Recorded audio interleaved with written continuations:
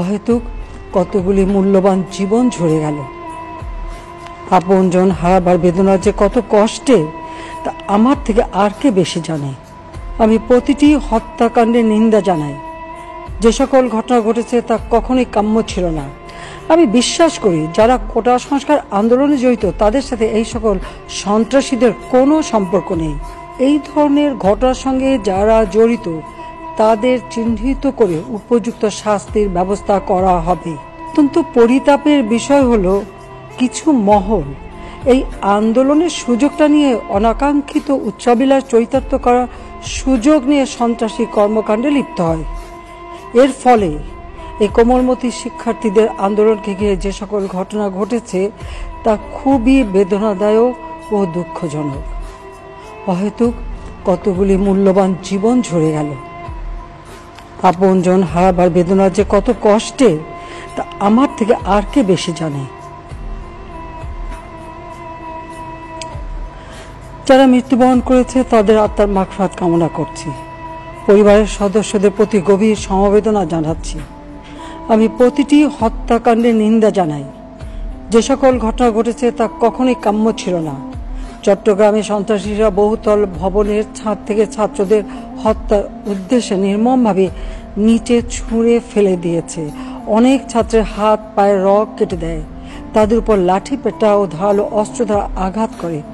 একজন মৃত্যুবরণ করেছে, অনেকে মৃত্যুর সাথে পাঞ্জা লড়ছে। ঢাকা, রংপুর এবং রাজশাহী বিশ্ববিদ্যালয়ের উপাচার্যের বাসভবন ও ছাত্রছাত্রীদের আবাসিক হলে অগ্নিসংযোগ ও ভাঙচুর করা হয়। সাধারণ পথচারী, দোকানীদের আক্রমণ, এমনকি রোগীবাহী অ্যাম্বুলেন্স চলাচলে বাধা প্রদান করা হয়। মেয়েদের হলে ছাত্রীদের উপর আক্রমণ করা হয়েছে এবং লাঞ্ছিত করা হচ্ছে। আবাসিক হলে প্রবোজদের হুমকি দেওয়া হয় এবং আক্রমণ করা হয়েছে। শিক্ষকদের উপর চড়াও হয়ে তাদের গায়ে হাত তোলা হয়েছে।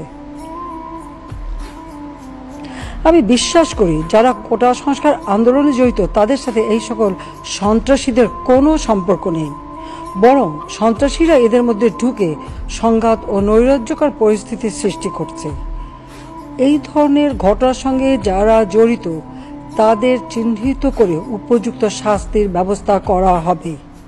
যারা হত্যাকাণ্ডের শিকার হয়েছে তাদের পরিবারের জন্য জীবন জীবিকা নির্বাহের ক্ষেত্রে যে সহযোগিতা দরকার তা আমি করব।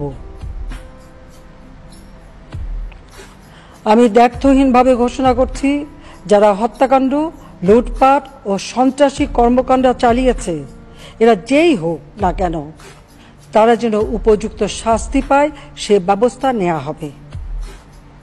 আমি আরও ঘোষণা করছি, হত্যাকাণ্ড সহ যে সকল অনভিপ্রেত ঘটনা ঘটেছে সুষ্ঠু ও ন্যায় বিচারের স্বার্থে সে সকল বিষয়ে বিচার বিভাগীয় তদন্ত করা হবে। নগদের কাছে সব গ্রাহকই প্রিয়, তাই তো সারা দেশে ক্যাশ আউট চার্জ সবচেয়ে কম।